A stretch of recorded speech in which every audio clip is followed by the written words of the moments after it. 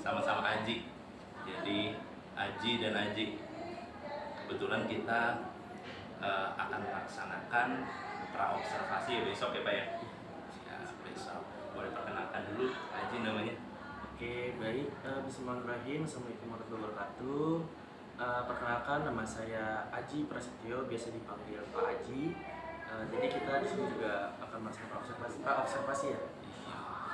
Jadi Pak Haji izin untuk rangkaian ini tuh disebutnya kan biasanya ada supervisi ya. Jadi kalau untuk ngajar itu Pak Haji kan punya visi, tapi untuk melancarkan visi itu dan juga untuk memaksimalkannya ada proses yang disebut supervisi. Nah, kebetulan teknik yang dipakai itu teknik coaching. Jadi nanti berdasarkan kekuatan yang dimiliki Pak Haji. Izin ya. Oke. Kalau boleh tahu nanti besok nih ya, rencananya kan mau mengajar dan saya izin masuk ya Pak Haji. Materinya tentang apa nih Pak Haji? Oke, untuk materinya sendiri itu kita sudah memasuki di bab 4 tentang Negara Kesatuan Republik Indonesia, di mana ini sudah masuk ke pertemuan ketiga, di mana inti dari materinya itu nanti kita mau membahas perbedaan antara warga negara dan bukan warga negara. Jadi materinya itu poinnya tentang warga negara ya, warga negaraan. Kemudian area apa sih yang ingin dicapai sama Pak Haji buat peserta didiknya? Oke, area yang ingin saya capai itu yang pertama melatih public speaking para peserta didik ya. Karena banyak ditemui dan dijumpai juga beberapa anak itu masih belum berani gitu untuk mengungkapkan pendapatnya. Jadi masih ada beberapa anak yang kayak takut salah gitu. Jadi saya melatih anak untuk bagaimana kita berani berbicara dulu. Bagaimana kita melatih kepercayaan diri kita.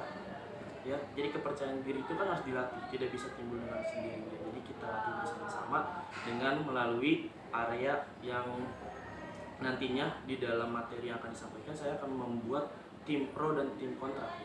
Oh, kalau tim pro sama tim kontra berarti ada metode debat nih. Iya, ada metode debatnya. Jadi bagaimana nanti antara tim pro dan tim kontranya itu kita ambil salah satu topik tentang naturalisasi pemain sepak bola, kan berkaitan dengan materinya yang warga negara dan bukan warga negara. Oke. Berarti selain public speaking yang dilatih, berarti ada hal lain yang pengen dicapai, apalagi tuh aspeknya? Hal lain yang ingin dicapai itu bagaimana sih kita itu tadi melatih kepercayaan diri. Kepercayaan diri. Karena masih banyak seperti ini Pak Haji, kalau di kelas saya ya, kalau di kelas PK itu masih banyak yang sebenarnya menurut saya itu dia berani gitu, dia tahu jawabannya, tapi dia malu atau takut untuk mengungkapkannya gitu. Makanya saya selalu menekankan, dan di antara tim pro dan kontra ini juga nanti saya di closing statementnya saya akan menciptakan bahwa oh kalian itu intinya jangan takut berbicara dulu gitu. Jadi kita nggak melihat mana yang menangnya dulu nih, mana tim pro yang, apakah tim pro yang menang atau tim debat yang menang, kita nggak melihat seperti itu dulu. Tapi ada nilai poin plus juga yang emang kalau kelihatannya anak ini tuh udah ada bakat untuk public speakingnya. Oke. Saya juga melihat kalau debat itu biasanya kan anak jadi pemikirannya kritis tuh ya. Itu juga area yang mungkin yang dikembangkan. Iya, tentu. Untuk itu saya juga ingin mengembangkan area berpikir kritis peserta didik gitu ya. Jadi mereka kan dengan contoh kasus yang kita angkat, jadi mau nggak mau mereka itu membaca, mereka menganalisa, mereka mengidentifikasi baik itu dari segi kebijakan yang diambil oleh pemerintahnya atau dari pendapat-pendapat para tokoh-tokoh baik itu ketua umum PSSI dan lainnya. Oh oke, ini nanti berarti temanya tuh udah ke-spill nih, PSSI berarti bola. Iya. Naturalisasi ya. Oke.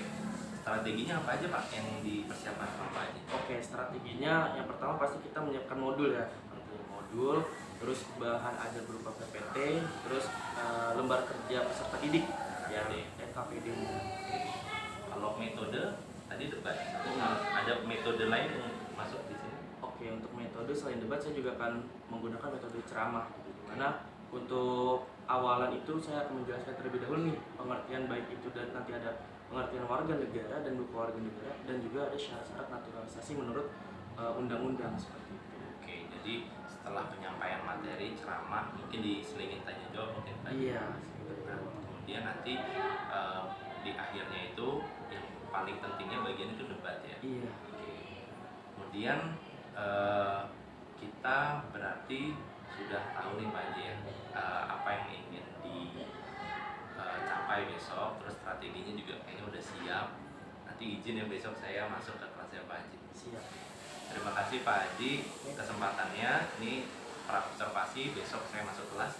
Nanti setelah masuk kelas kita coba melihat lagi ya Pak ya, sesuai nggak nih harapannya dan apa-apa yang mungkin kita bisa bareng-bareng memperkuat kembali. Terima kasih Pak Haji. Terima kasih juga Pak Haji. Faktor-faktor penyebab hilangnya kewarganegaraan, dan yang terakhir ada persamaan kedudukan warga negara Indonesia. Oke.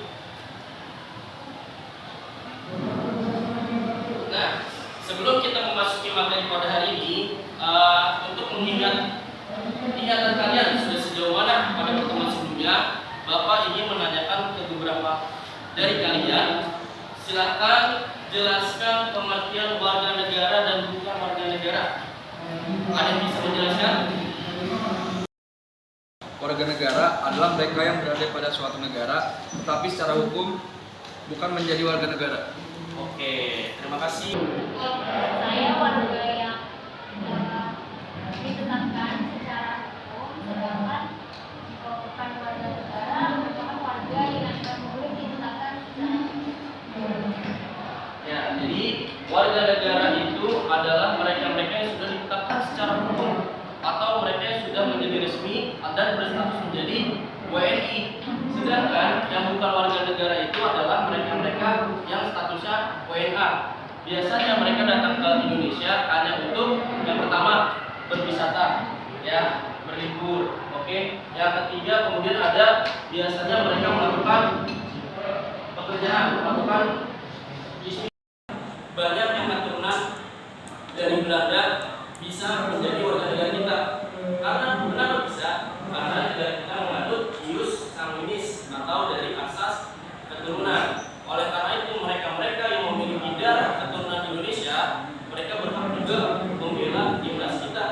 Karena mereka juga berkesempatan untuk mengharumkan nama bangsa kita. Seperti itu ya. Makanya banyak pemain sepak bola itu naturalisasi karena kita dijajah oleh Belanda selama berapa tahun? 350 tahun. Oke. Ya, contohnya kita ambil di sini Australia. Amin.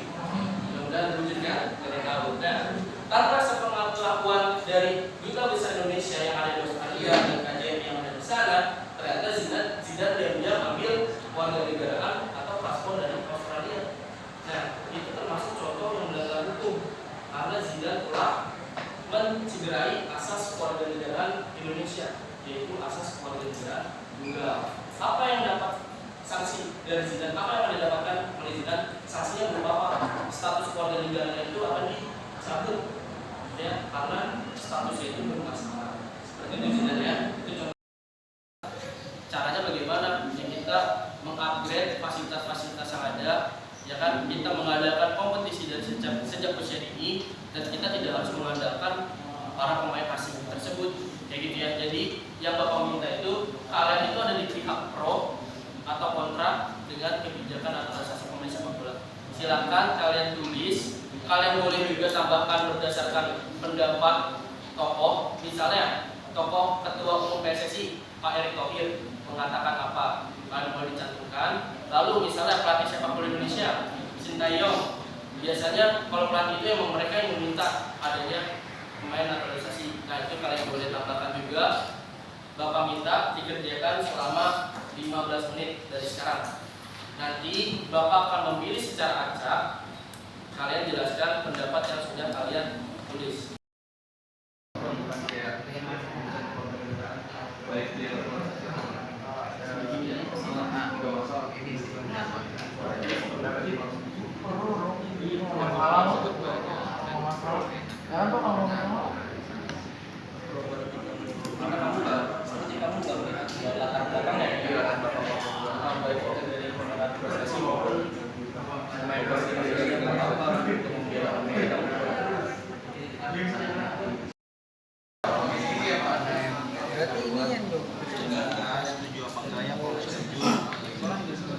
Penjelasannya apaan? Kalau nggak setuju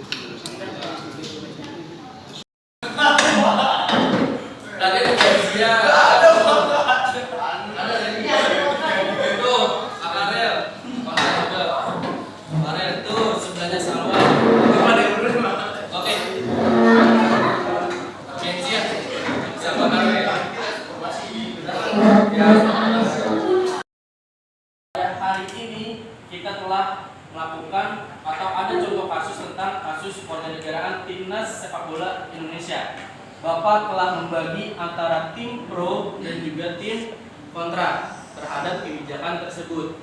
Jadi di masyarakat masih banyak timbul prestasi timnas sepak bola kita, dan ini untuk kita bersaing dengan negara-negara lainnya. Tapi biasanya yang kontra itu menjelaskan bahwa yang pertama, buang-buang anggaran negara. Yang kedua, tidak jauh beda kualitas pemain sepak bola luar negeri dengan pemain sepak bola asli Indonesia. Oleh karena itu, kita sudah mendapatkan tim pro dan tim kontra untuk beradu argumentasi. Oleh karena itu, silakan untuk kesempatan yang pertama, tim pro menjelaskan argumentasi. Menurut Ada yang ingin tambahkan dari tim pro? Kalau dari saya, kalau pemain naturalisasi ini kan sudah termasuk bagian dari warga negara Indonesia. Tentunya seharusnya mereka juga mendapatkan hak yang sama sebagai warga Indonesia juga. Nah, terus karena menurut saya naturalisasi itu jangan dibatasi dari sekarang, karena itu juga dapat membuat para pemain lokal itu menjadi lebih kompetitif. PSSI sendiri itu memikirkan bagaimana menciptakan kompetisi yang tepat, kompetitif, dan juga cepat. Jadi alangkah baiknya dari naturalisasi sekarang ini membuat para pemain lokal ini menjadi lebih kompetitif, karena ada 200 juta lebih penduduk warga Indonesia, tapi masih banyak, sebenarnya banyak yang berbakat, tapi masih belum tergali aja. Jadi mungkin dari naturalisasi ini bisa menjadi mereka lebih berkembang, dan juga dari para pemain naturalisasi ini bisa memberikan pelajaran juga. Dari saya di sini kontra terhadap naturalisasi pemain sepak bola di Indonesia, karena kalau ada regenerasi pada pemain sepak bola di masa depan atau tahun selanjutnya, itu kalau naturalisasi terus dilakukan, nanti lama-lama seisi tim pemain sepak bola itu bukan yang asli warga negara Indonesia dong. Jadi berarti ada yang dari warga negara asing jadi warga Indonesia. Jadi tim Indonesia itu tidak murni orang-orang Indonesia yang bermain. Seperti yang tadi Kenzia bilang kan, kalau naturalisasi dilakuin terus di tim pemain sepak bola Indonesia, pastinya juga Indonesia juga kehilangan spotlight gitu pemainnya. Jadi benar kata Kenzia, nanti pemainnya itu isinya negara asing semua walaupun dari naturalisasi. Juga masyarakat Indonesia sendiri itu sudah mencapai lebih dari 273,8 juta berdasarkan tahun 2021. Jadi banyaknya masyarakat Indonesia itu kita bisa mencari bakat masyarakat yang mempunyai bakat bermain sepak bola, terutama yang usianya masih muda. Cara berkomunikasi itu gimana? Maksudnya berkomunikasi dalam latihan atau dalam pertandingan tuh? Kalau latihan setahu saya itu ada translator gitu. atau enggak pakai bahasa anak internasional sih? Iya, bahasa Inggris. Ya tapi kalau sampai kalau Ya mungkin ada translasi lah. Tapi kan nggak mungkin untuk orang juga kalau misalnya ada translatornya juga ribet, misal terus kayak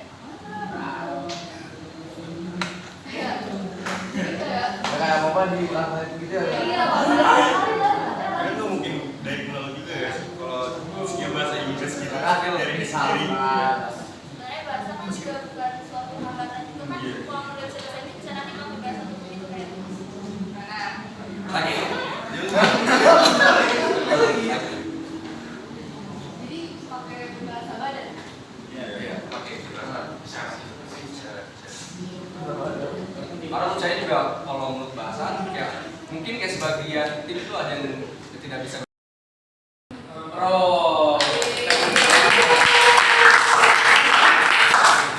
Jadi tim sah-sah saja ya, asalkan mereka itu sesuai dengan syarat-syarat yang telah ditentukan. Yang pertama apa? Telah berusia 18 tahun atau sudah menikah. Yang kedua, sehat jasmani dan rohani. Yang ketiga, mereka rela atau mereka bersedia untuk melepaskan warga negara asalnya, karena negara kita tidak memanut asas kewarganegaraan ganda. Negara kita memanut asas kewarganegaraan tunggal. Dan yang terakhir, mereka telah bertempat tinggal 5 tahun secara berturut-turut atau 10 tahun tidak berturut-turut. Jadi, kenapa sih Bapak mengadakan adu argumentasi atau debat? Melatih public speaking kalian, ya, karena public speaking itu adalah suatu yang sangat bermanfaat, baik itu untuk sekarang di masa-masa kalian sekolah maupun nanti di jenjang berikutnya setelah kalian lulus dari sekolah.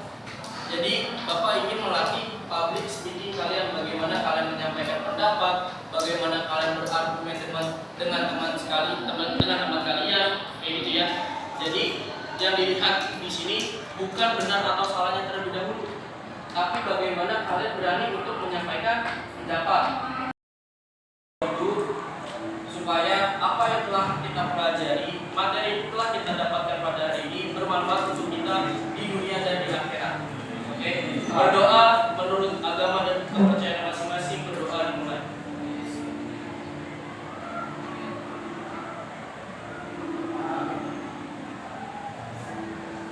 Oke, berdoa selesai.